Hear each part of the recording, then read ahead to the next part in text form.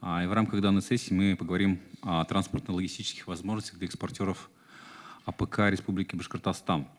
Меня зовут Ринат Маняпов, я являюсь руководителем представительства Российского экспортного центра в Уфе. И сегодня у нас впечатляющий состав спикеров. Я представлю.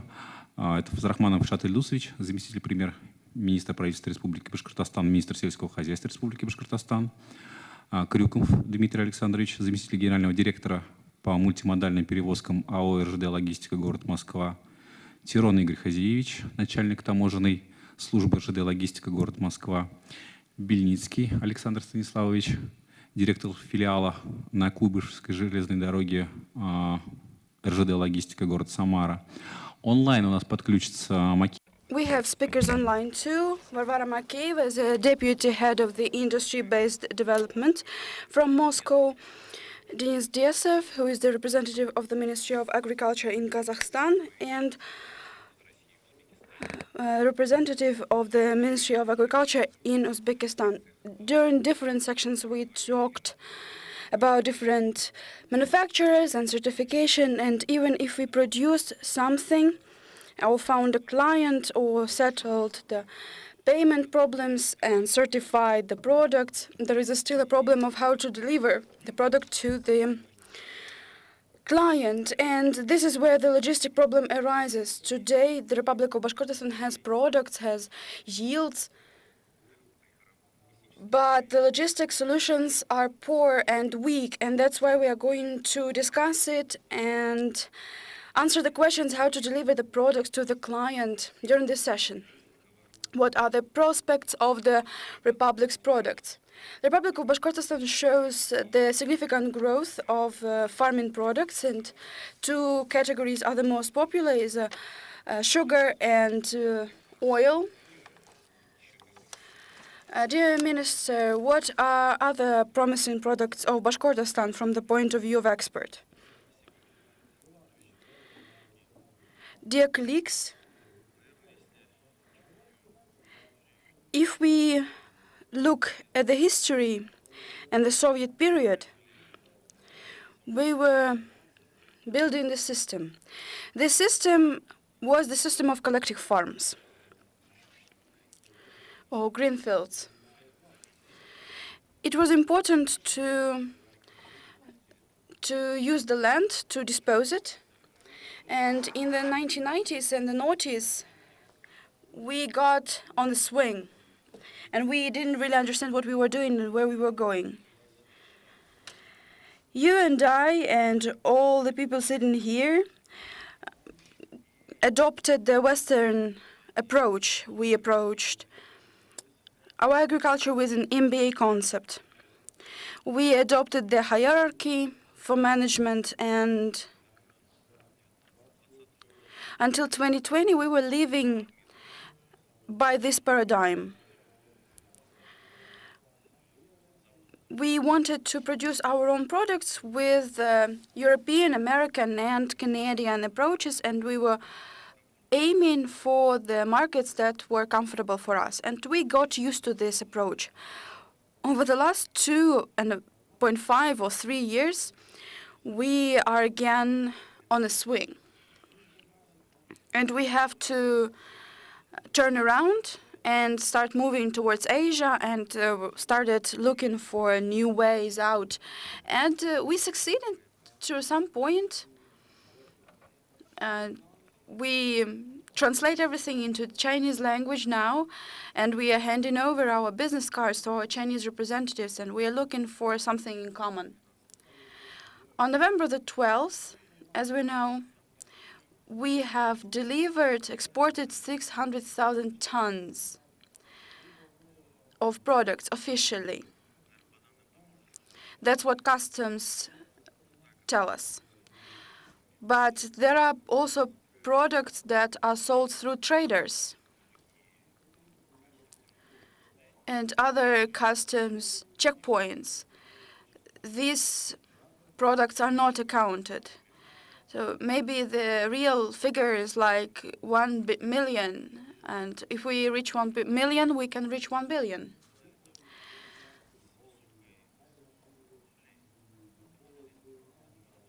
We produce and to export both crudes and processed products. And in terms of processed products, we mostly export butter and oil. We produce oil like sunflower seed oil or rape oil, flax oil. Sunflower oil is very popular, and it is popular to sell unrefined sunflower seed oil. Also, we ship sugar from 2 sugar plants, so we are promoting our powder, milk powder. So the demand is increasing, and we are moving forward slowly, step by step. We also work with unfriendly countries like Baltic countries. They work as a hub for our products. What do we have, and what will we have by 2030? We are supported by the Ministry of Agriculture of Russia to industrially produce dairy products and milk. By 2030, we will have 1 million tons of milk, which will be transformed into children's formula, powder milk, cheeses, and other dairies. To make cheese, you need to build a farm, and you need to invest in making and maintaining a farm. That's why farms are getting loans now. The Ministry of Agriculture has set an extra target for us. We are commissioning a large industrial farm with a 30% capex. The topic of milk will be interesting for us, and it is a product with a big added value. Also, chicken, for example, is also a popular product.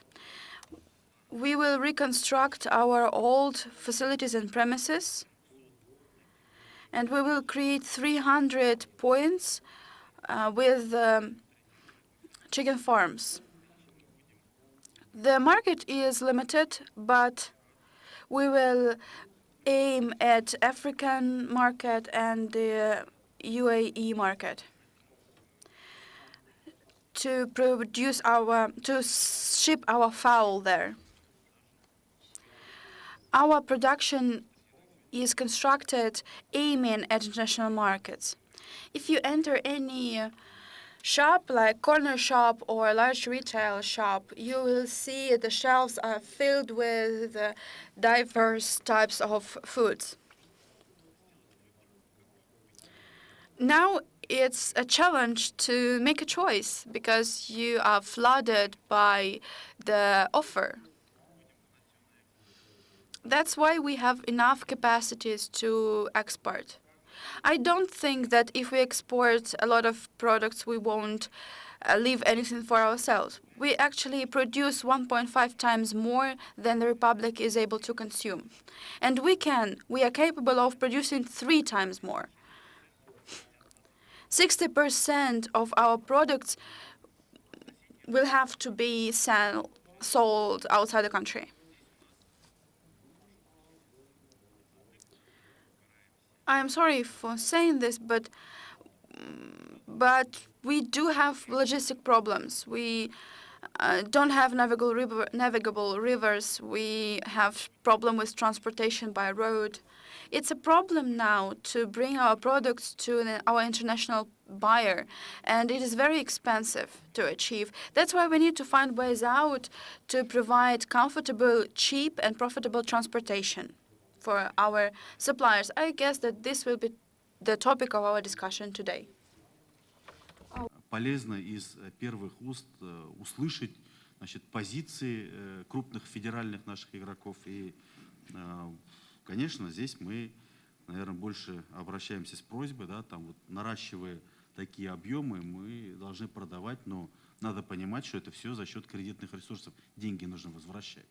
А чтобы деньги вернуть, нам нужно продать этот товар, ну, хотелось бы дороже, чем на внутреннем рынке.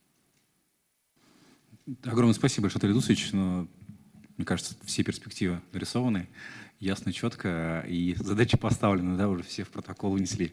Дмитрий Александрович, ну, как видите, Ильшат Илдусович нарисовал планы планы развития до 2030 года.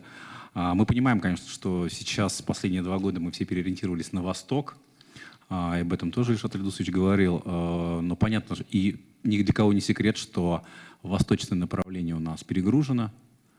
Ну, наверное, какие-то есть у вас секреты, секретные маршруты, и вы, наверное, про них нам расскажете, да? Расскажите, пожалуйста, о возможностях логистики аграриев Республики Башкортостан и какие дает эти возможности РЖД-логистика. Спасибо. Уважаемый Ильшат Ильдусович, уважаемые коллеги, участники форума, во-первых, всем хочу пожелать, спасибо, да, доброго, снежного, хорошего дня, ну и, наверное, самое главное, конструктивных переговоров, в ходе которых появятся те результаты, которые бы нам хотелось бы. Ведь потому что без, наверное, живого общения ничего не произойдет. Это, наверное, самое главное на сегодня. Да, и все ковиды, не ковиды, это не отменят никогда у нас. Поэтому коротко расскажу о тех транспортных решениях, которые мы на сегодняшний день видим на рынке. Расскажу о трудностях, которые возникают, и как мы их преодолеваем. И, наверное... And you can see the presentation on the screen. It's the Russian railroads. So the logistics ecosystem. So shortly, the background of our company. We are subsidiary of Russian railroads, and we have 20 branches throughout Russia, and we have our partners in China and other countries. We have our branches in Europe countries, but considering the current political and economical situation, these branches are closed, and we have to look at the East and to rearrange our markets to meet their needs. And that's how we should work with our transport logistics. And I want to tell about China, as you have already mentioned it. And we have conferences, we had meetings, and we understand that Chinese people are initiative, they are active, they look for cheap and high quality products, and they come to our country, to our republic, and we always welcome them and ready to discuss our prospects together, our cooperation. And we talk about China, and we want to enter their market. And today we have 3 times more people wanting to go to China, and that's why we have the questions of raising the number of products that can go to the China. And we want to make these procedures more easier for our producers to. So what ways of transporting we have to China? First of all, it's sea way. It has its problems, and it's very dependable on the climatic, on the climate, on natural conditions.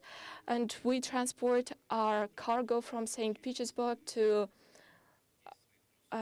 other faraway places, and maybe we have alternative routes direct to the China, and we have challenges, and our clients face them because the reserves of the Kazakhstan are not. The third way is from St. Petersburg to the Novorossiysk, to the Far East, and their ports. They worked. They are very loaded, and since the beginning of the conflict, they have many modifications and many adjustments. And this year they reached the volumes that they had in February 2022. And our task is to arrange the service that can use the infrastructure of friendly countries to arrange the transportation, to avoid the unfriendly state and the problem that we're facing with them. We have talked about it a lot, and that financial corridor is very hard to use, and nobody used it, and we have to develop it and to see if we can use it перевозки more. своих грузов. Starting with 2019, we have regular service, and you can see it on the slide. It's a driveway. It's regular transportation, about 7,000 kilometers, and it takes us 15 days to reach there through the Russian Federation, Kazakhstan, Bandar-Abbas port. Then by sea, we go to the India and UAE ports. And we also consider Africa is a way.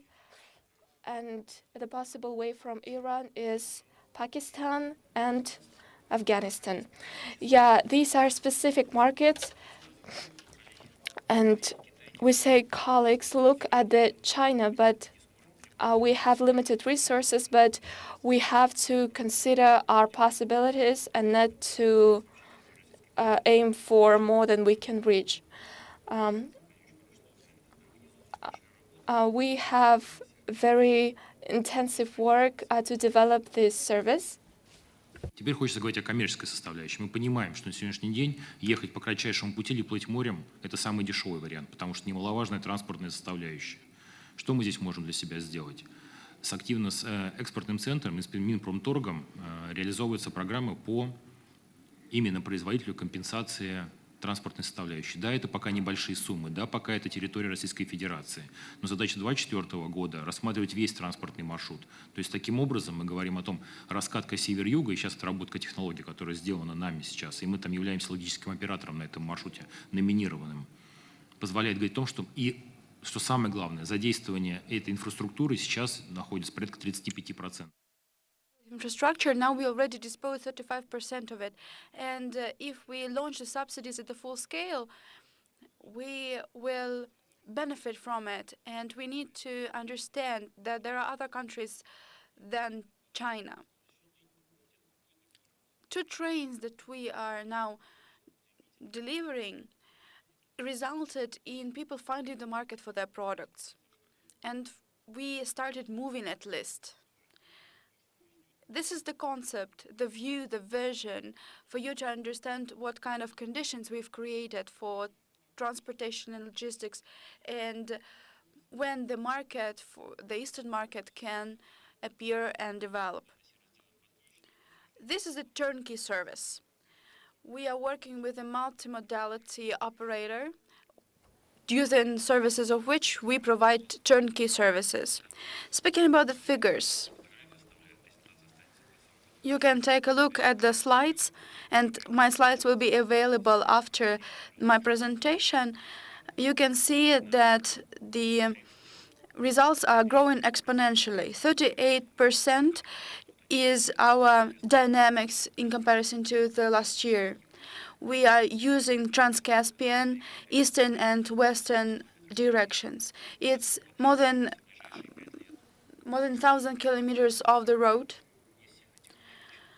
Maybe it's not the most up-to-date, but it takes you only 15 days to get from Moscow to Bandar-Abbas. And you can take a look at any station, and we can make a station in the Republic of Bashkortostan. We can make longer trains, and it is possible to test how long it will take for our products to reach the client in the Gulf Bay. We realized that some products cannot be shipped in containers. With our Iranian partners, we agreed that we can have a reload point, and there the goods can be repackaged. And until the goods are prepackaged, they can be shipped in containers. The put-through capacity of this way is 1 to 1.5 million tons. In December, we have contracted 3 trains, and I guess that soon we will get 4 trains, and I guess it is a record-breaking figure. Speaking about the agrarian topic. There is a political issue there. We have an Eurasian Agro Express program. This program is also including the logistic issue, and this road leads to China. We understand that this program is applied to many Commonwealth states, but also Iran, Turkmenistan, Kazakhstan, Uzbekistan. We have formed a task to develop the Eurasian Agro Express, and all the necessary agreements have been already signed by governmental authorities, businesses, and the service is displayed and illustrated in the slides. We are now working on our plan for 2024 under this program. We use containers to ship the products, and we ship mostly fruit and vegetables. They are very susceptible to environmental conditions. Sometimes they deteriorate before they reach the client. So our aim is to avoid this, and the goal of our Agro Express is to prevent this problem from happening. We ship this product across the Commonwealth of independent states, and the starting point is the Moscow region. We need to keep in mind that we have other regions like Bashkortostan, and they can be entered into this program.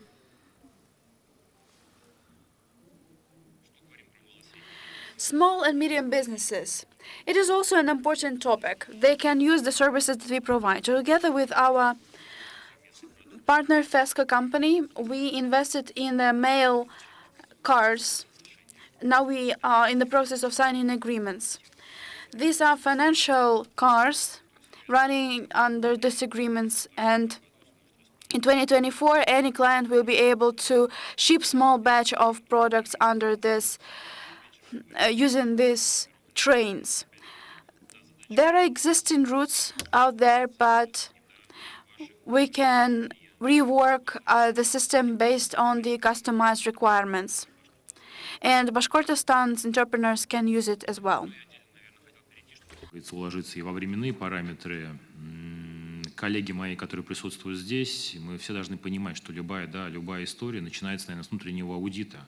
Очень хороший пример здесь был сегодня приведен на тему того, когда человек приходит, у него что-то болит или что-то беспокоит, он говорит, у меня там вот болит, не знаю, рука или нога, давайте изучать. Тоже здесь, понимать, что есть проблемы, допустим, с отгрузками, с точками, где идут взаимоотношения грузоотправителя и железной дороги. Давайте смотреть эти точки, давайте начнем с аудита, посмотрим, что мы можем сделать с учетом тех сервисов, которые мы развили и которые мы в сегодняшний день реализуем. Если это получится, давайте двигаться поэтапно. Если не получится, давайте искать альтернативные пути. То есть обещать каких-то там, наверное, золотых гор — это не в моем стиле, и это, наверное, неправильно, сказать. Обещать нужно то, что ты можешь реально сделать. А так я предлагаю совместно двигаться, и вот те соглашения, которые мы сегодня подписываем, наверное, это будет отправная точка к совместным интересным проектам. У меня коротко по докладу все. Коллеги продолжат по конкретным историям. Наверное, прошу тоже уложиться в регламент, и мы соблюли все наши договоренности. Спасибо. Дмитрий Александрович, если будут вопросы, готов ответить на вопросы. Если, смотрите, вопросы будут индивидуального плана, можем после конференции уже в рабочем режиме. Можно тоже вопрос задать? Так, это мы прошли до пандемийный уровень по объему, по тоннажу? Вот резко стало много товара почему-то. Или это мы еще не дошли до этого уровня? Если говорить о экспортном потоке, который как основной экспортный поток — это окна, это порты северо-запада, Новоросса и Дальнего Востока, они загружены, не до пандемийной, а до февраля 2022 года. Если говорить пандемийная история, то мы еще не вышли на полный объем, это порядка 85%, но это только касательно северо-запада. Порты Дальнего Востока и порты Новороссийска активно, назовем так, этот объем, когда турецкий поток, где импортозамещение основное происходит из стран арабского, персидского бассейна, и порты Дальнего Востока как были, так и остались загружены в полном объеме. Даже, назовем так, те ресурсы, там уже, ищутся альтернативные пути, как можно туда проехать, то есть даже сверх, 101%, хотя такого не бывает, но уже сейчас объемы задействованы в полном объеме. А вероятность возврата к европейской теме, обратно разворот, через 2, через 3, через 5 лет, может быть? А может завтра? Может быть такого нет с точки зрения инфраструктурного? Хороший вопрос, спасибо. Да, есть такой, назовем, может быть, альтернативный форсайт-прогноз, когда вся жизнь идет по синусоиде, наверное, и в жизни в обыкновенной, и в бизнесе.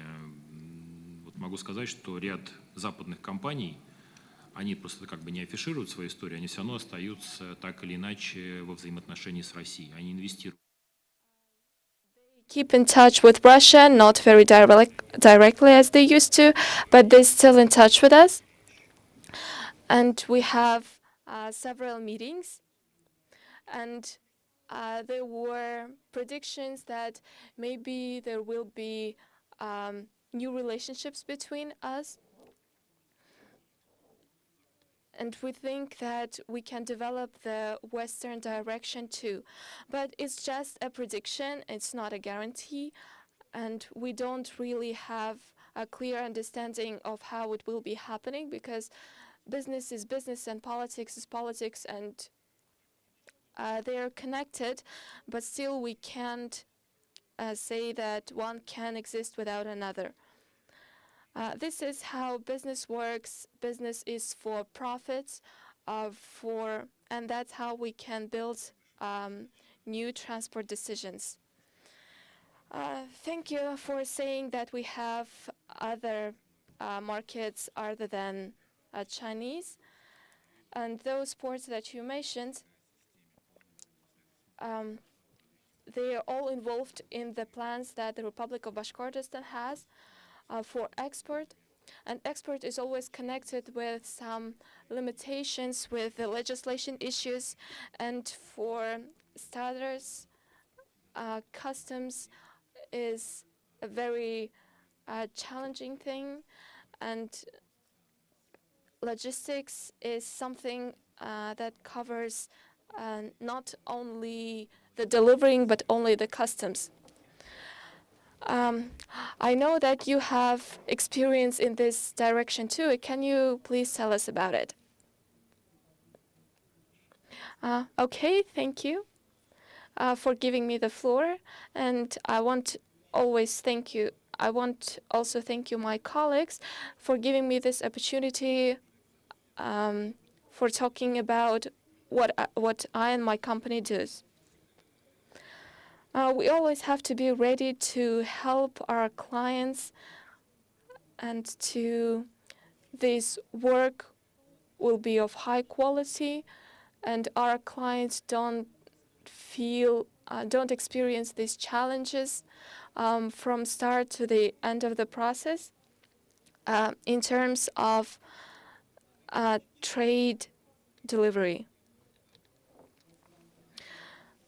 And it's a more general function, not only those who does the paperwork. And we propose to engage us in the process as early as possible, right from the moment when we sign the contracts. And because we not only administer the cargo and do the paperwork, but we are ready to collaborate, aiming for license documents, certificates, maybe sanitary documents, and declarations and certificates, and finance documents and transport papers. And they have to be, the information have to be checked. And it's important to, at the stage when we are drafting the contracts, we will be considering this process too. At the first slide, you can see a set of services we provide. I won't go into details, but just emphasize the most important aspects. I want to emphasize the cargo types that are represented in the Republic of Bashkortostan. We understand that we help them to draft the documents and to obtain the required certificate. And we realize that the certificate should directly accompany the cargo. And there are situations when Our forwarders are a certain entity. Стыкуются, и, соответственно, забывчивость значит, отправителей или декларантов приводит к тому, что грузы останавливаются на границе, происходят задержки, At the customs, and certificates have to be reissued or extended, and it results in a bulk of problems. And agricultural farming products fail the control, the inspection. That's why I want to draw your attention to the following thing. We need to react to the rapidly changing legislation because the government imposes a significant control over this industry. We need to keep in mind that certain crops or vegetables get banned, and the customs representatives always have this information on hand immediately. And when we consider any international deal, we want the parties to know that they can request information from us. It is always handy to have an expert, a specialist available to get consulted, and all the information is available at just one standpoint. The railway logistics is a large broker.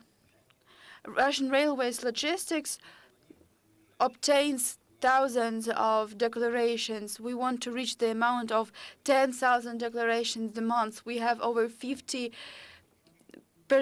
people of staff who work in 24/7. And we work equally despite of the region where the goods are going through customs. You need to keep in mind that when you're crossing the border, you are going through the inspection. And we assist the goods and the people when they go through this control, and that's why we aspire for independence.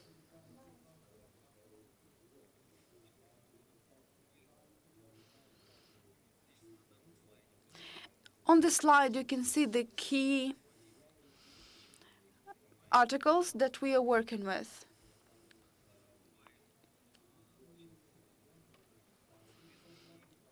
We have experience in working with these products, and if you deal with them, it's much easier for you to cooperate with us because we don't have to revise and recheck and look up something in the regulation documents. We are 100% subsidiary of the Russian Railways joint stock company. We are integrated into their information system, and this allows us to have certain advantages and knowledge on the transportation, and we can assist and consult our clients at many stages of the delivery. We help them to go through customs and to cross borders. I want to draw your attention to the fact that it has been said that we plan to construct and upgrade production facilities. You need to keep in mind that we help you not only with export, but also with import. For example, if you need to import industrial equipment, it's not an easy thing to do. Sometimes you need to obtain classification resolutions or something like this. And generally, it's a problematic idea to get through customs, to get the equipment through customs. Sometimes you ship items that can be given subsidies or marketed duty-free.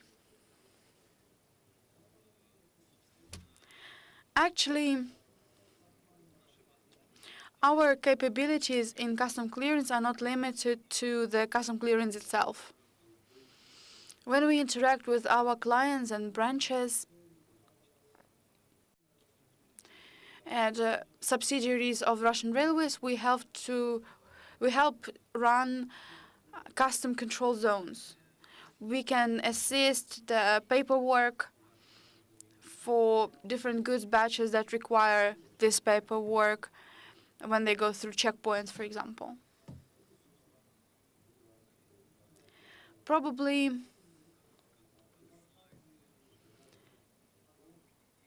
you will be interested in reading the slides. I don't want to go in the details here. I touched on this information already, but if you want to go in the details, my presentation will be available and you will be able to look it up later and read all the information that is given in more details. You can familiarize yourselves, so please feel free if you need it.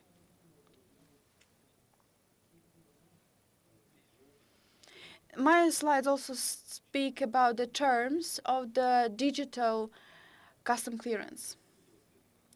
Generally, this is it. I will finish here. Thank you very much for your attention. Can you please answer my question? You said that you're a subsidiary company, and do you have any problems with the Federal Anti-Monopoly Service? I don't think so.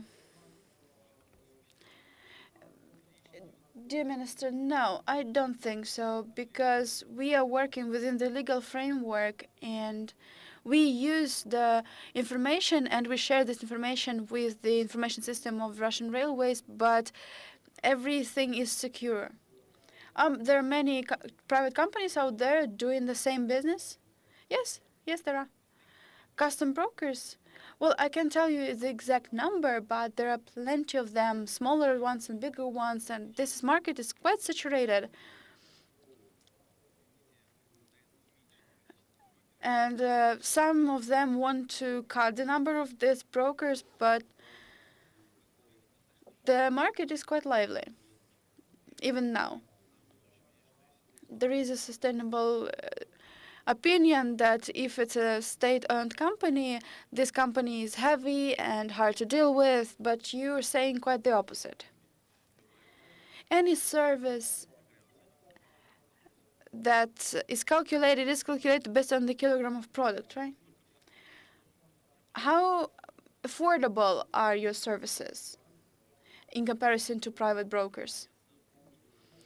I am an economist, and I've been working for Russian Railways Logistics for 3 years. I was invited as the customs consultant. I've been working with the customs services market for 30 years, and I am convinced that in the market, export of farming products is very difficult in terms of price formation. Sometimes we fail to make agreements on very profitable prices. Sometimes our colleagues apply to shady declarers, where at the affordable price you can get the paperwork done. But you should understand that on the market we face these risks. When you are entering this market, you have to bear risks. And if you work with fair declarers, you have all your risks secured. It's like buying either from a random person on the street or buying something on the market or in a shop. So that's why I cannot agree with you. Even though we are a big structure and we require the return of investments, still we offer the sufficient services, because sometimes when you're trying to save your money on applying to shady people or trying to buy services at a cheaper price, you may fail. Thank you very much for your answer. I guess you are right about amendments to the legislation and the quantum to the custom clearance expenses. I guess that the government is really trying to adjust and change their attitude to the market, and they are really insightful of what they should allow and what they should ban. Generally speaking, this is your satellite in your life, and they can inform you of what's going on in the market. Today we met with another of our speakers. We spoke about investors of the Republic of Bashkortostan, and when a company starts to think about exporting their products, it turns out the infrastructure of the company is not ready to ship and export products because they don't have adjacent borders, or they don't have enough machinery, or they're lacking something else. And that's why the company faces the challenge that they should have thought about this at the stage of engineering and planning. I understand that Russian Railways Logistics is there for you as well. They provide logistic audits. Can you tell about this function? Коллеги, участники совещания.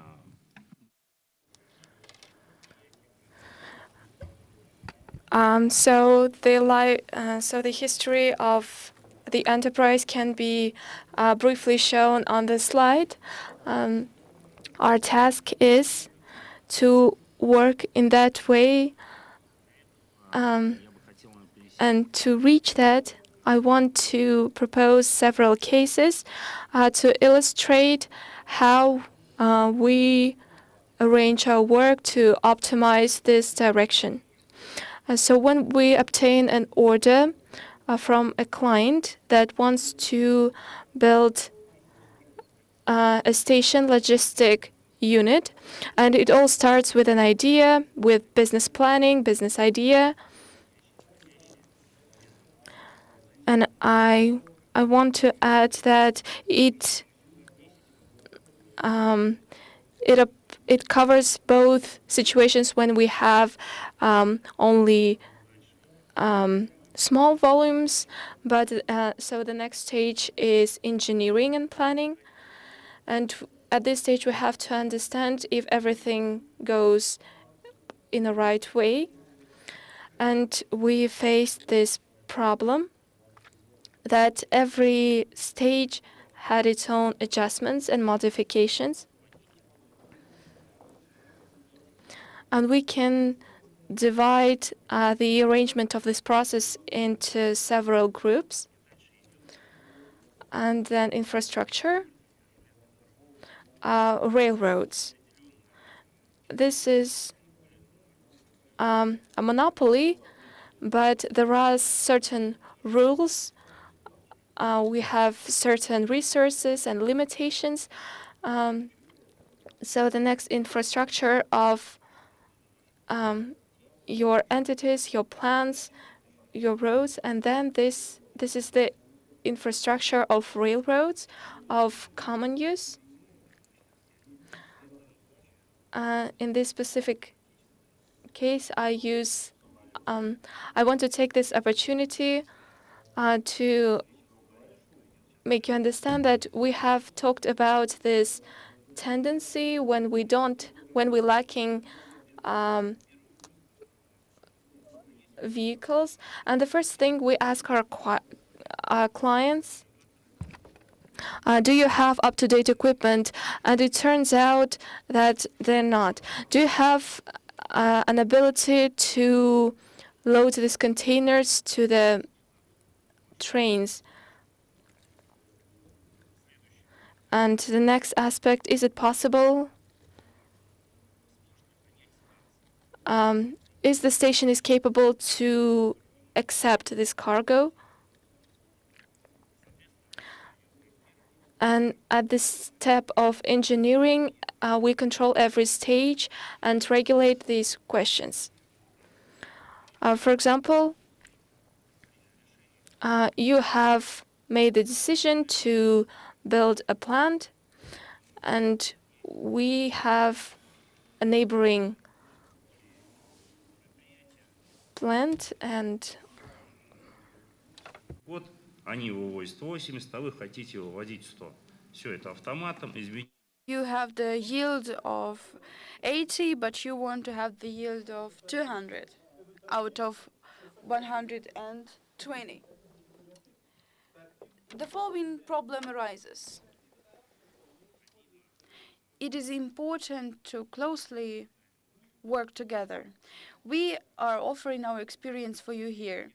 Based on the requests received from our clients, we customize. Can you return my slide? Yeah.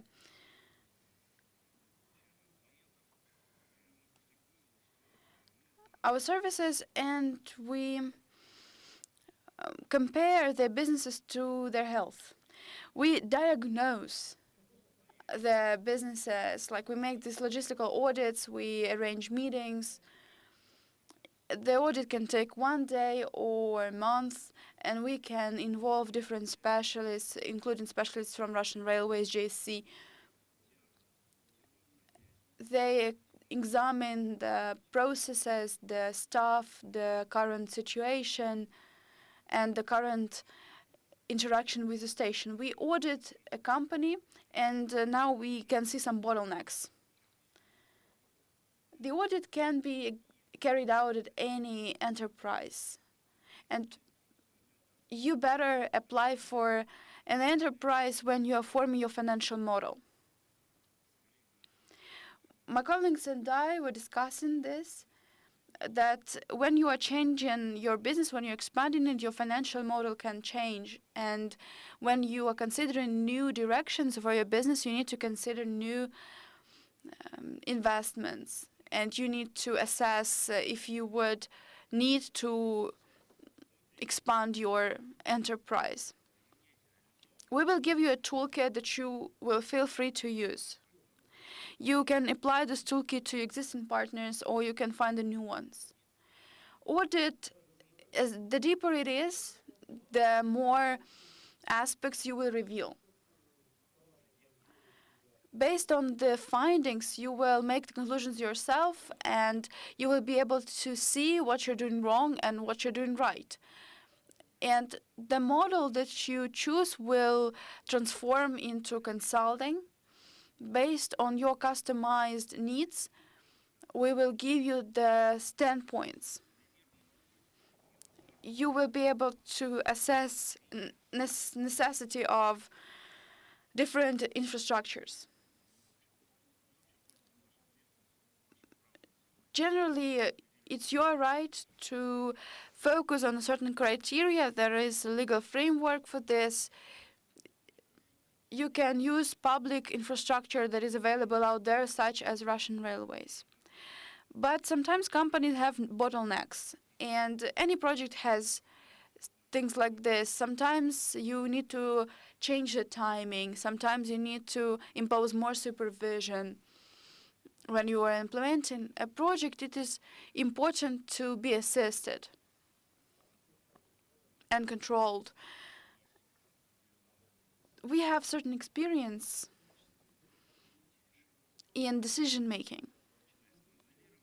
We start with modeling when we take the work of a certain detour across a certain terminal for a certain company. This can be 10 cars or a container terminal. We are working on all the cases. I'm talking about all the cases that we've been working on. We've designed the construction for a large container terminal, which will include 10 ways, and one line will be as big enough for one full-scale train. Also, we're working on another request, the request to engineer and construct a silo with a capacity of 30,000 tons. It should have a half of a kilometer driveway and loading and unloading facilities. But the general mechanism is the same. We do design, calculations, and technical regulations. If you want to apply it to the Russian Railways GSC, we really customize the services to your discretion. We have accumulated this significant experience of interaction with our clients. Agricultural logistics is something that we consider separately. We realize that it is a promising field. And that's why we are entering this business, this market, and we would like to share the experience that we've accumulated. It will allow you to reduce your time, money, and efforts. As the legendary hockey player said, he was asked what is his key to success.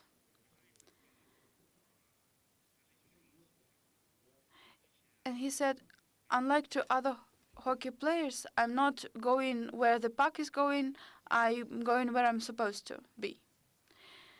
And we are where we are supposed to be.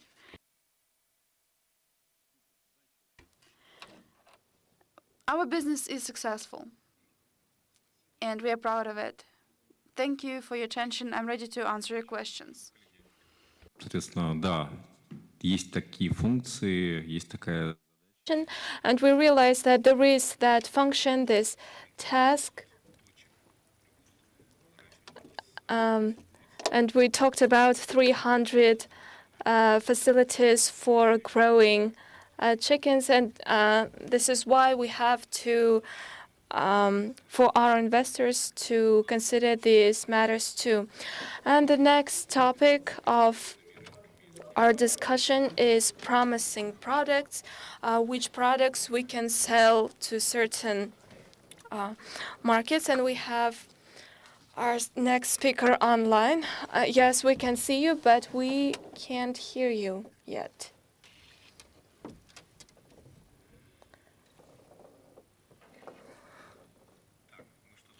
Okay, we hear something. Can you hear us? Can you see us? Yes, yes. Oh, that's nice. We have seen you in Sibay this summer. It was online too, and you have told us about your work. And do you have something new to tell? What are promising directions for the companies of our republic? Yes, dear colleagues, thank you very much for giving me the floor. Can you hear me now? Yes. Thank you for this opportunity, for having me. And I want to remind you that during the last year, Russia has raised the volumes of products that goes to export. And this market is based on fundamental factors. And we are very dependable on support measures that we receive. As a result of the last year, we were стран экспортеров продукции, и экспорт превысил 41,6 миллиардов долларов США. Наша продукция поставлялась в более чем 160 стран мира. We shipped to 160 countries, and today we are leaders in the wheat supplies, ice cream, oil, in barley and rape oil, and we can be proud to say that the Russian agricultural complex both sells domestic and international products to avoid food shortage in the world. Last year, we transformed the Russian agricultural export system. In 2021, we shipped to friendly countries 73%. But in 2022, this share increased by 82%. This year, it is around 87%. Importers of our products by the end of 2022 are China, Turkey, Iran, Kazakhstan, and Belarus. In the friendly countries import about 40% of the global demand, and this country will increase the import of food products in the future. That's why we will increase the number of products shipped to Asia, Latin America, and former Soviet Union states. The potential depends on how the region works.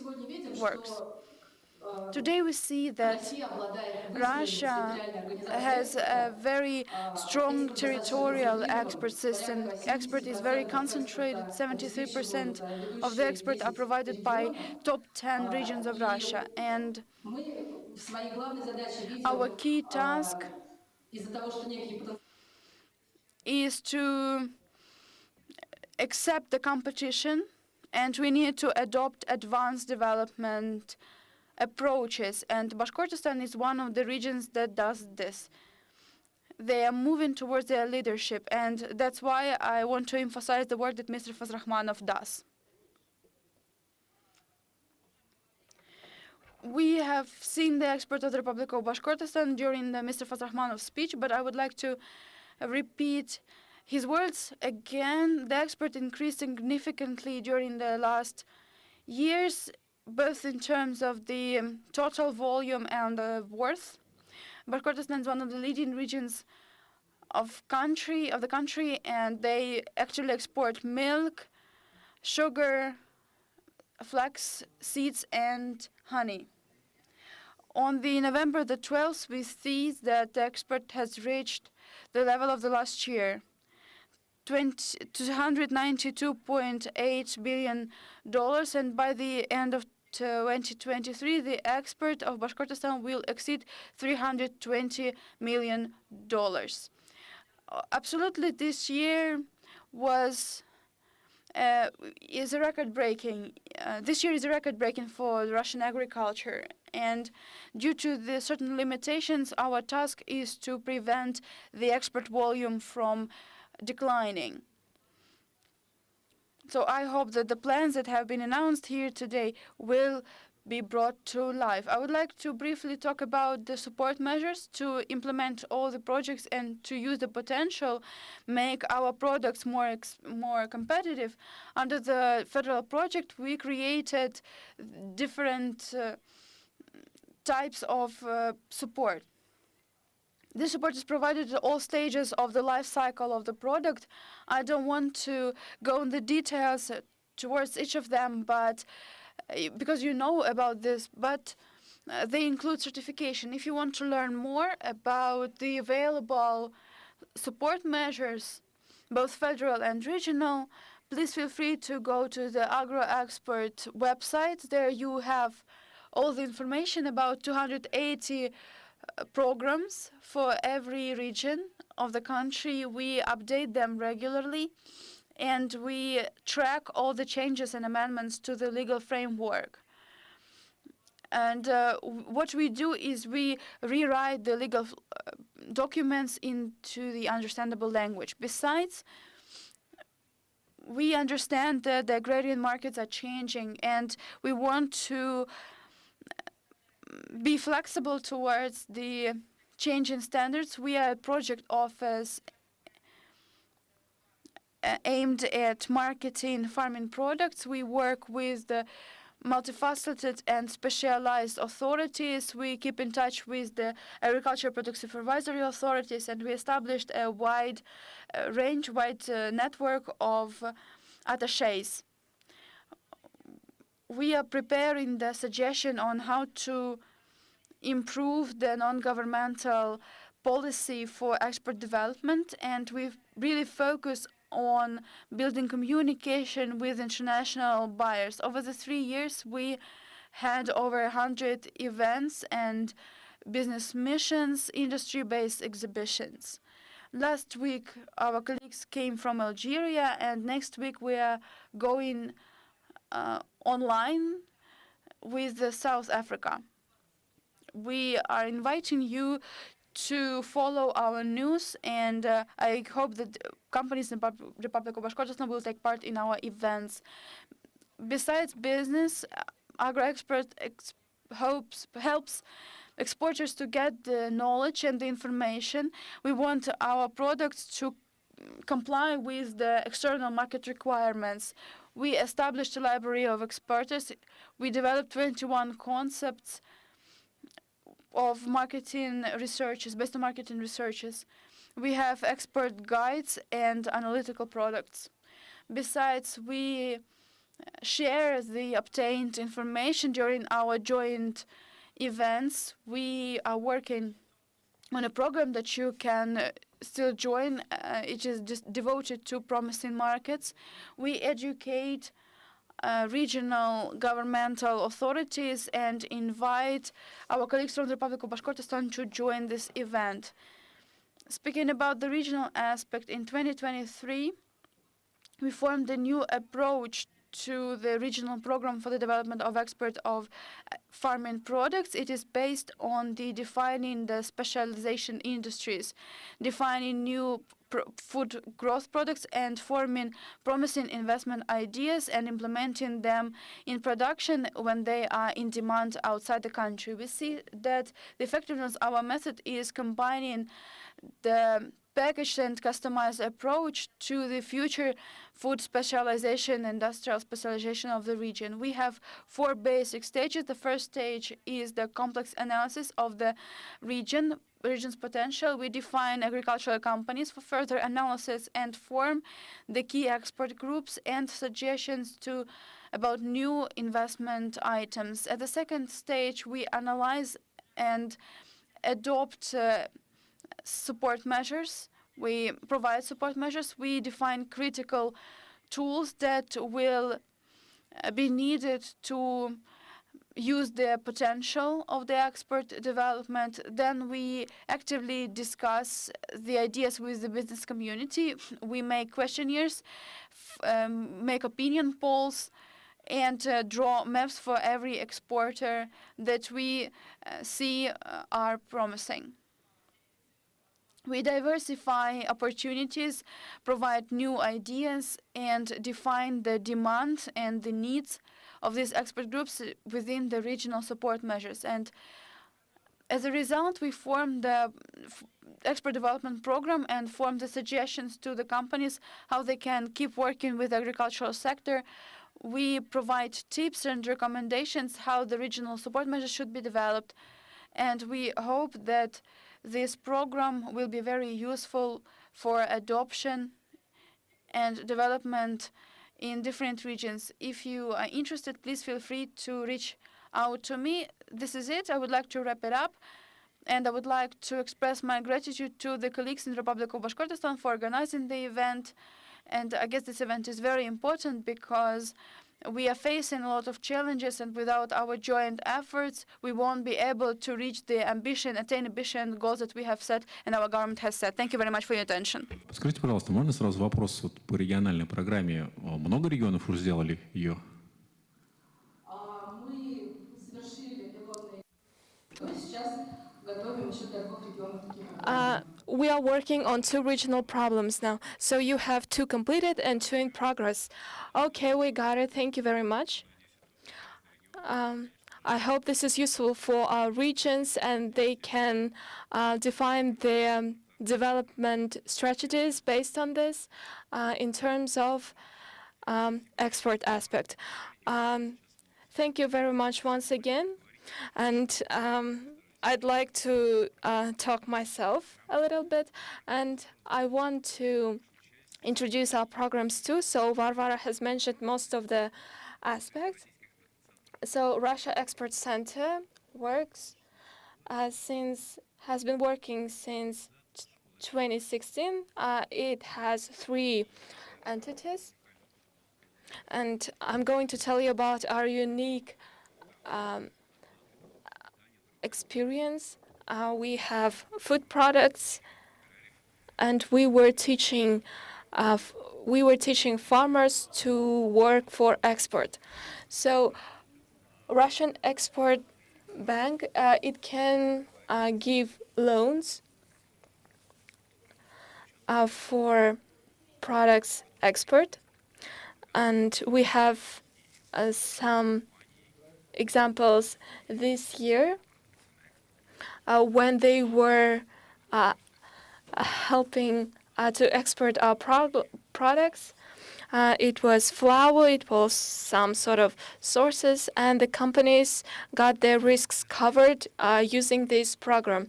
So the Russian Export Center, we talked about it during one of the sections. It's exhibition and degustation facilities. This is free for you. You can export your products into foreign countries using this help that is provided by this program. So speaking about the state support measures. We have two of them. We have modifications every year, and we work to improve it, to help our exporters in the Republic of Bashkortostan. Annually, our companies receive this help. There were 4 of them this year, but at least 2. So this is quite a valuable program, and I want to tell you that this year this subsidy was given to entrepreneurs, to private people, to private entities. I think it was barley, as far as I can remember. Once again, state support concerning certification is a good program. If you are required to certificate your product, voluntary or not, we can compensate for that too. And every year you can apply, you can submit your documents, and we try to make this information available, that there will be opportunity to apply. And I want to tell about our Telegram. In social media, you can subscribe and get all the information, up-to-date information, what is happening, maybe new limitations, opportunities, adjustments, modifications. This is all there, and you can access this information easily. It will give you the opportunity to, of course, there are challenges, there are limits, but this is all tangible. And we help companies to avoid risks and to get the markets giving these subsidies. So the Russian Export Bank, it specializes for the state policy for promoting and supporting Russian products that goes for export. And we can finance you if you have rigid terms to pay back your loans. But clients are not ready to pay in advance, and of course they want at first get the products and only then affect the payment once they checked the quality of the products, and only then make the payment. This My Export platform has been developing since 2020, and many ideas have been commercially implemented. And in order to obtain veterinary certificate and other kinds of certificate, you can do it using this platform.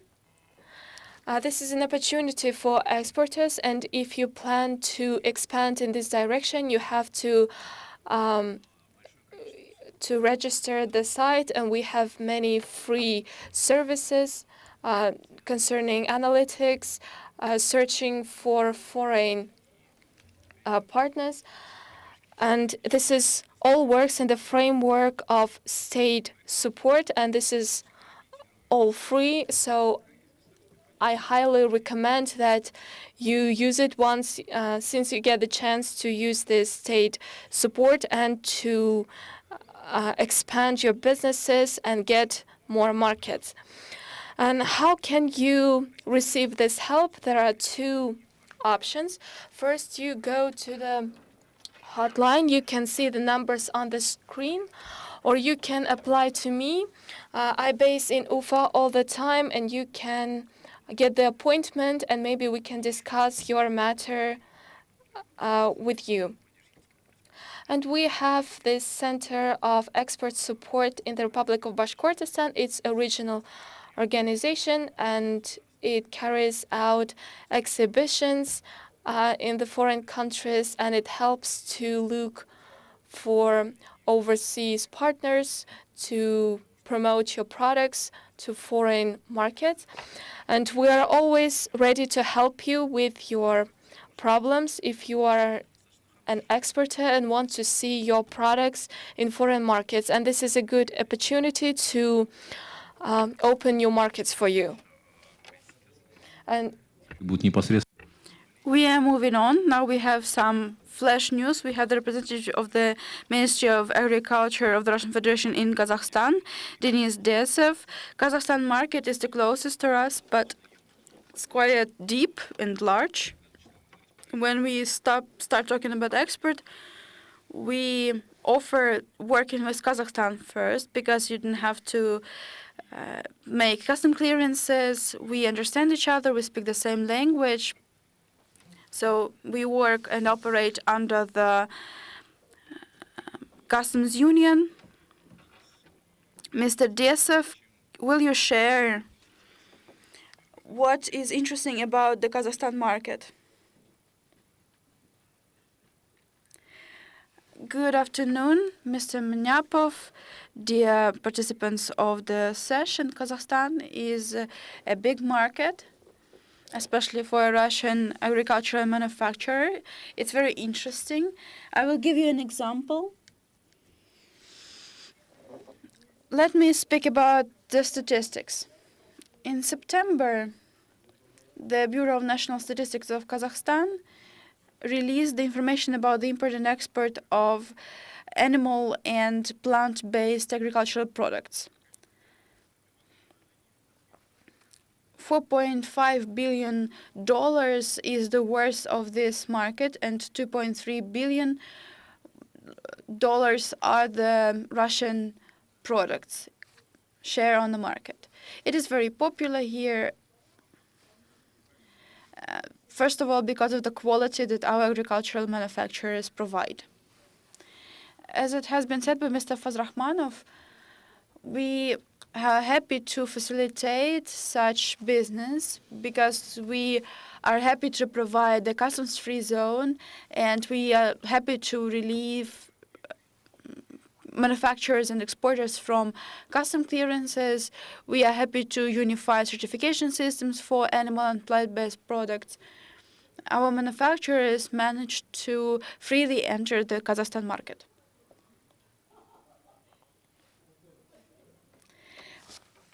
We are very alike, Bashkortostan and Kazakhstan, I mean. We produce the same products, both in Bashkortostan and Kazakhstan. Kazakhstan tries, especially recently, to decrease their import dependence, and they're trying to cut the amount of exported products. And there is also a plan to reduce this amount, according to Mr. President of Kazakhstan. And they want to reduce by 2 times the amount of imported products. And that's quite a serious step, and it will affect the farming manufacturers. But we need to keep in mind that the cost of good production in Kazakhstan and Russia is different. The net cost of the products in Russia is lower, which provides us with a high competitiveness. 50% of all food products are of Russian origin. Besides, there is a range of serious barriers, such as, geopolitical situation. This year, in April, Kazakhstan banned the import of grain, like cereals, by car, and it's actually affected our manufacturers of cereals a lot. In autumn this year, railway shipments of wheat were limited. Now you can only ship licensed farming products. And our manufacturers face the challenge of disapproval of GU12 applications. As it has been said before, the logistic chain through Kazakhstan is very overloaded. And we have to limit the amount of products shipped by Kazakhstan railways, and it affects both Kazakhstan and Russian manufacturers.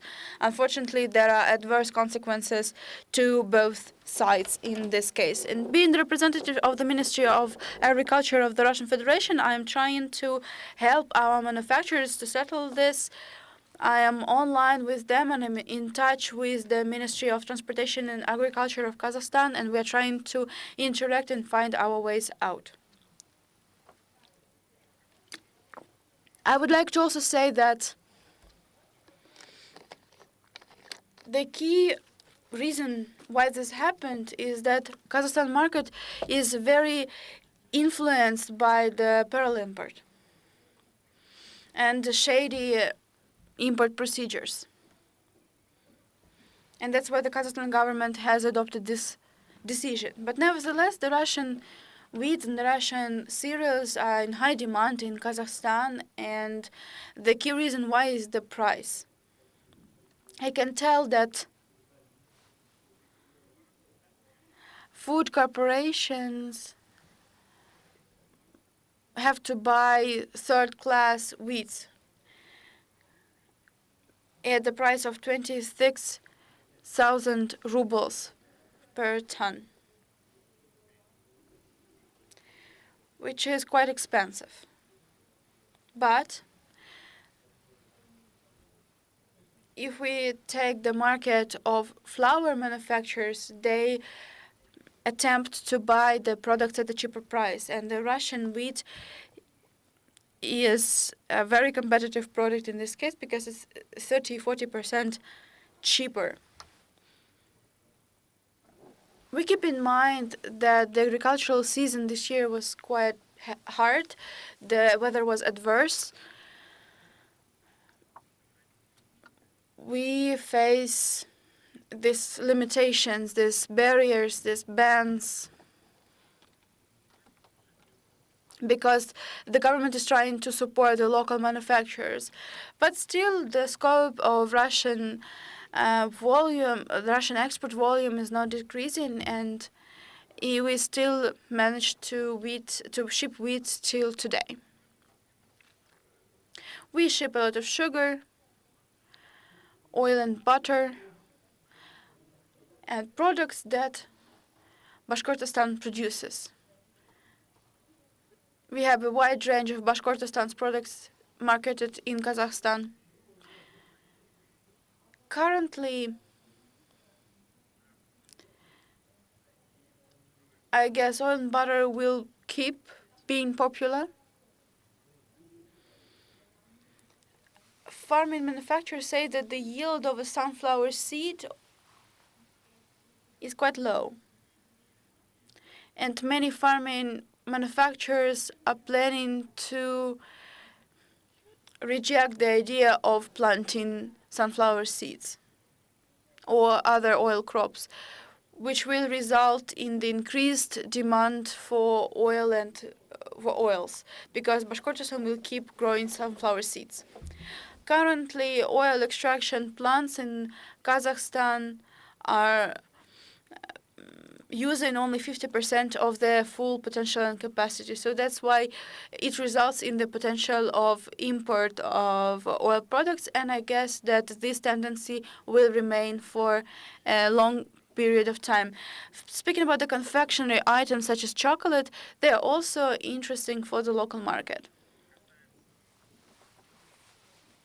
Speaking about the support provided by the Ministry of Agriculture and myself, is that our key task is to help our farming manufacturers of ready-to-use products and crude materials to enter the market of Kazakhstan. The issues that may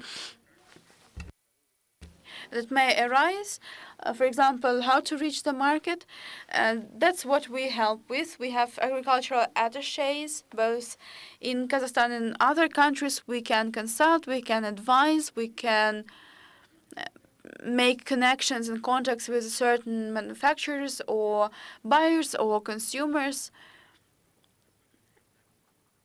we are eager to help with new products that are not marketed in Kazakhstan yet, and we want to draw attention to the fact that the important influence is caused by the scheme that we take the ready-to-use products, and large retailers in Kazakhstan, they don't have their own distribution centers, and we have to work through distribution networks. We cannot sign direct contracts with retailer chains because such products that quickly go outdated, such as dairy, they need refrigerating facilities, and retailers cannot provide us with ones. And we use the help of distributors. We can give you the context of distributors. We consult our manufacturers who they should apply to have the product stored at. And we help them with the deliveries of the product from the storage facility to the shelves. Deliveries also can be accompanied by different challenges and problems. As long as we are capable, we are joining the process of problem solving. We are there online. We are there for immediate, rapid solutions. To sum it up, I would like to say that the foundation that we rely on promoting Russian products in Kazakhstan is participation in exhibitions and events here in Kazakhstan. Kazakhstan displays agricultural products, food products, and they are held in Astana and Almaty. That's why I encourage our farming manufacturers to actively participate in these events, because when you're trying to promote a product, it's very hard to make a statement in Kazakhstan because local retailers are reluctant to sign contracts with new vendors. They're quite conservative about the vendor list. And if you want to substitute somebody on their vendor's list, you need to put significant effort. So if you enter an exhibition, you will be able to display your products and display its advantages, its peculiarities, and why they are better than the products already existing on the Kazakhstan market. And you can initiate interest. If this product is popular and good quality, retailers will reach out to you through the same distributors, which will make your business easier, and the logistical issues will be less oppressing because distributors already have the solutions, but you just need to promote and make a statement of your product. If you want to learn more about the exhibitions and the connections with the organizers, please feel free to reach out to me, and I will be provided with this data. I would like to say that Russian products are popular in Kazakhstan, they are in demand, and they are always competitive in price and quality. Thank you very much, Mr. Desov. Thank you very much for your report. You have mentioned that you are ready to help with any questions. So what is exactly where we can reach you?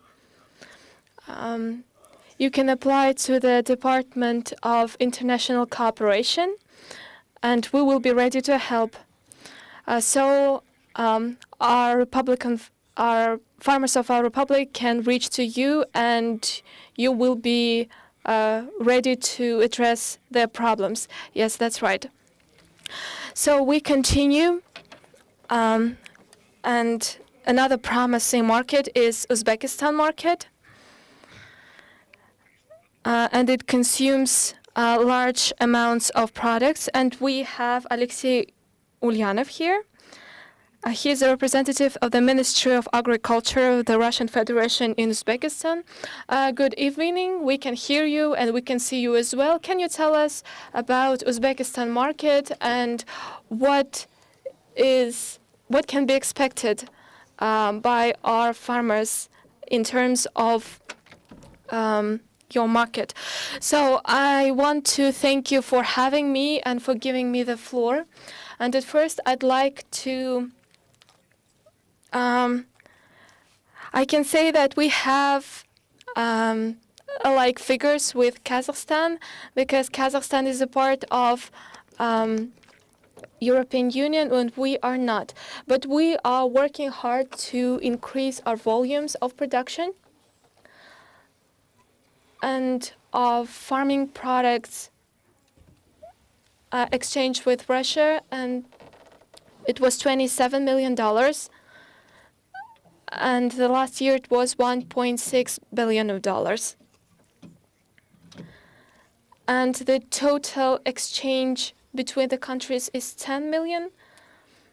And a large part of it is farming products, and it's a great figure, and we will reach for more. So it is a traditional area that we exchange our products with Russia, and we are ready to expand the range of the products that we exchange with the Russian Federation.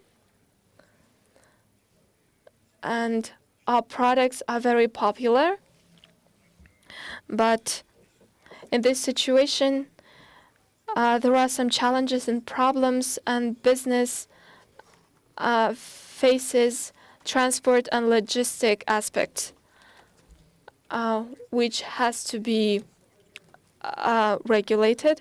Our manufacturers and exporters, they complained that there are no trains that could be ordered and deliver the products. And instead of unloading the trains and deliver the products.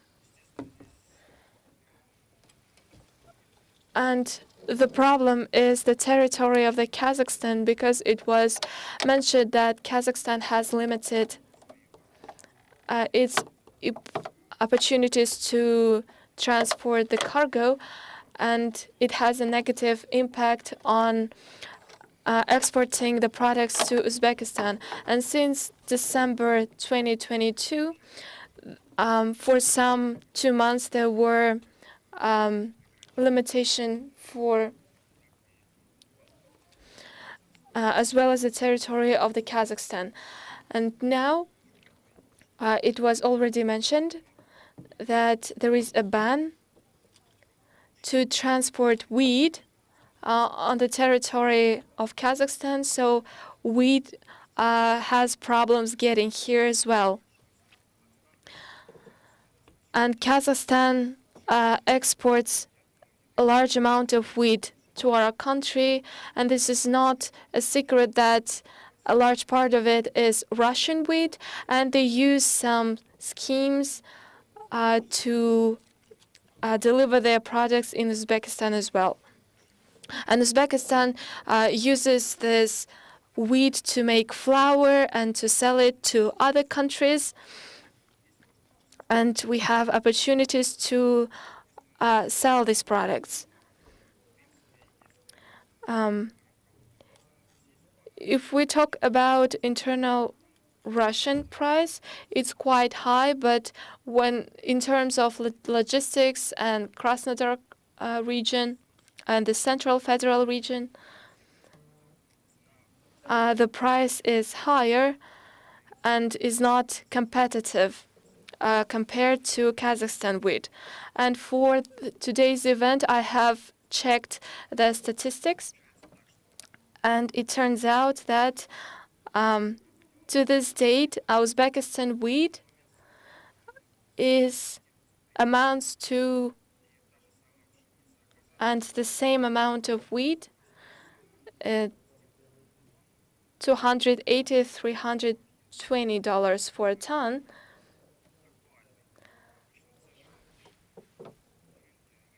And the market prices are a little higher, so if we calculate the price of the wheat that we will transport from the Krasnodar region to Uzbekistan, yes, we realize that Uzbekistan is not as of high quality, but we don't have many resources to buy expensive products, so they will go for Russian wheat.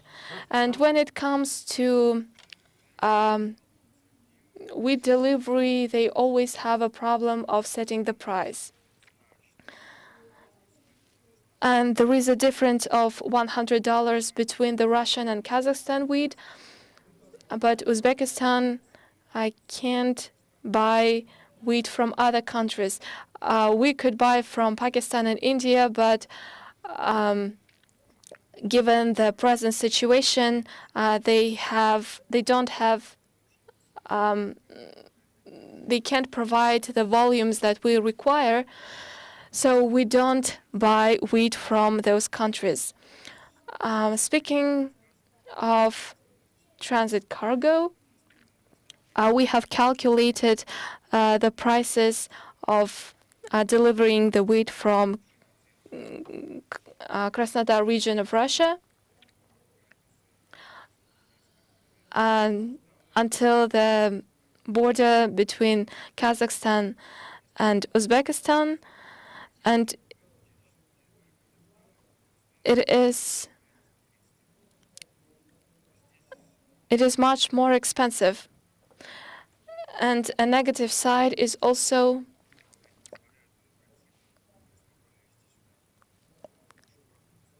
so we face many problems, and in order to reduce the price for the end consumer, both Kazakhstan and Uzbekistan entrepreneurs, they are looking for new ways to address this problem.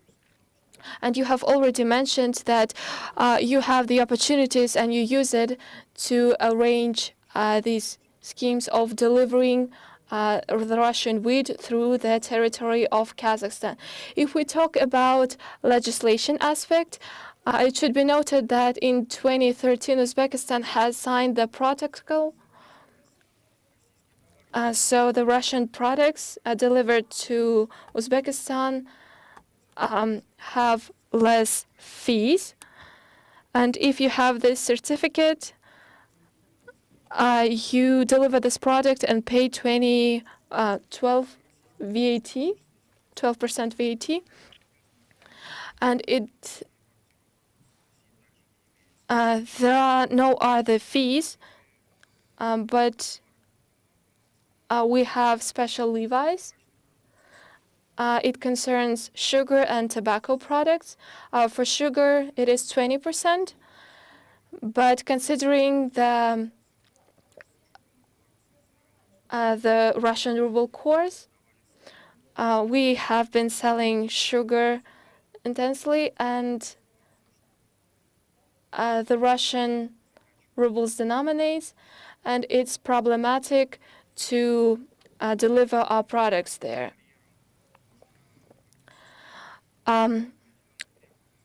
Another problem is specific requirements by the government of the Republic of Uzbekistan when it comes to Russian products. If we talk about plans, there are the following plan. If you deliver wheat or other product, you should go to the website and to do the specific paperwork. It takes about 50 days, and it accompanies your cargo, and at the border it goes to the customs warehouse, and then you do the customs papers. And then you have the license to import your product. This is a complicated scheme, but we have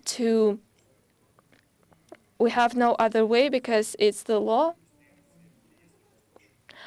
And also, these products, they should be registered at a specific log, and it's not an easy process because it's a complex procedure. and so many governmental bodies are engaged in this project, and it takes a certain period of time, and our regulative authorities, they don't provide, they don't help solving these problems in short terms, but generally speaking, that these products are in highly demand in Uzbekistan, both chocolates and confectionery products. But our government intends to modernize the economic area to promote farming manufacturing, and many Russian products are widely available in Uzbekistan, and Uzbekistan is aspiring to establish production in their territory to provide job opportunities for the people. That's why it will be complicated to compete with the local products. Previously, their production, including oil, potatoes, and cereals, wasn't very developed, and we could easily import it. Now Uzbekistan is trying to satisfy the needs themselves, at least at the basic items. So they are considering ideas on how to expand the volume of the produced wheat, for example. They are not against importing anything from Russia, but they are trying to satisfy the needs themselves, and they are thinking about producing their own animal feed. Products in Uzbekistan are getting analyzed, and they realized that some imported products, such as flour, for example, is high in additives, even though this product is quite cheap. Speaking about the support measures, it has already been said that there is a wide toolkit. If you apply, we are trying to help you to settle your problems. We have financial tools. In comparison to last year, it used to be difficult to pay for the supplies, the shipments from Russia to Uzbekistan, but now the situation improved, even though there are still issues arising.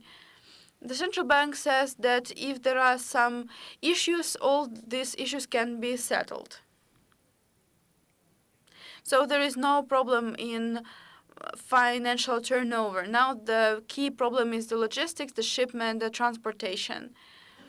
There is a paradox situation. Uzbekistan wants to buy, Russia has something to sell, but we cannot deliver the goods. Thank you very much, Mr. Ulyanov. I guess I finished my presentation. If you have any questions, feel free. Thank you very much, Mr. Ulyanov.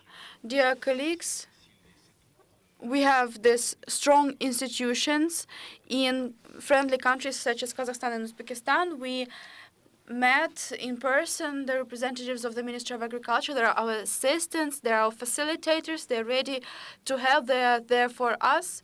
We have one little additions from VDNH. Ivan Golovko, the head for international car transportations at Tech Logistics Rus.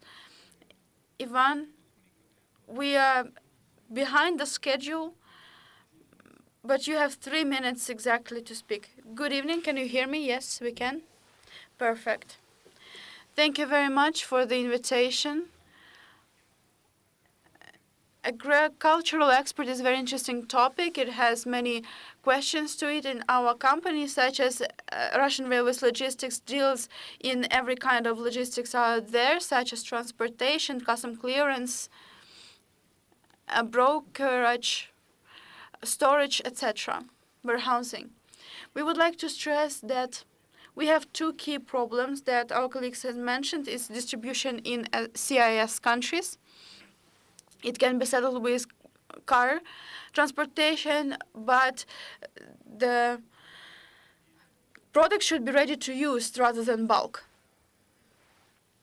We consider shipment to the Republic of Belarus, to Kazakhstan, Uzbekistan. In Kazakhstan, the distribution is very hard, and we are working with it. The territory is very vast, but the density of the population is very low. It is hard to reach out to the retailers. It is a challenge to get your products on the shelves. It's a complex task, but we can help you on this. Thinking about expertise, thinking about import, we also have solutions. We understand the changes in the international market paradigm. You understand the oppressing political situation. We have limited directions to Europe, but we still have some shipments. We can ship products to Brest. We have access to the Baltic countries, and non-sanctioned products can pass. Also, we have accentuated our products to the north and south, to the countries such as China and Turkey. I would like to stress that the problem isn't to bring, but the problem is to pay for the goods, how to obtain the goods, how to get the goods.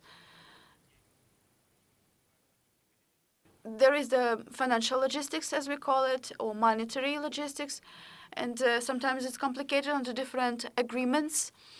Our clients use equipment produced in Europe and the US, and this equipment needs maintenance and spare parts. We help them to bring these spare parts and get them through customs if it is necessary. Also, the dynamics is quite unpredictable in this market. We manually help to find information how we can get this or that product. Over the latest years, we changed the logistics of the funds and money.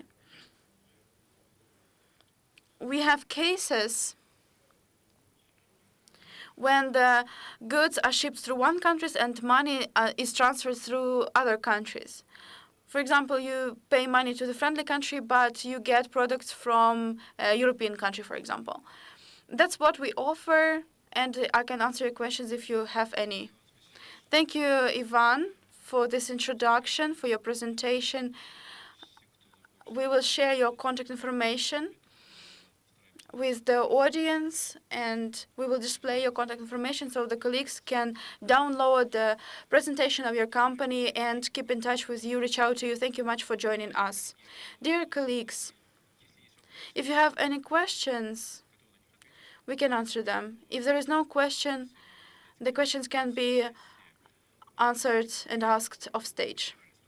We try to consider the opportunities out there provided by Russian Railways Logistics in terms of new routes, new services for logistic audit, customs brokerage services. We listen to presentations about promising markets of Uzbekistan, Kazakhstan, and the Republic of Bashkortostan as well.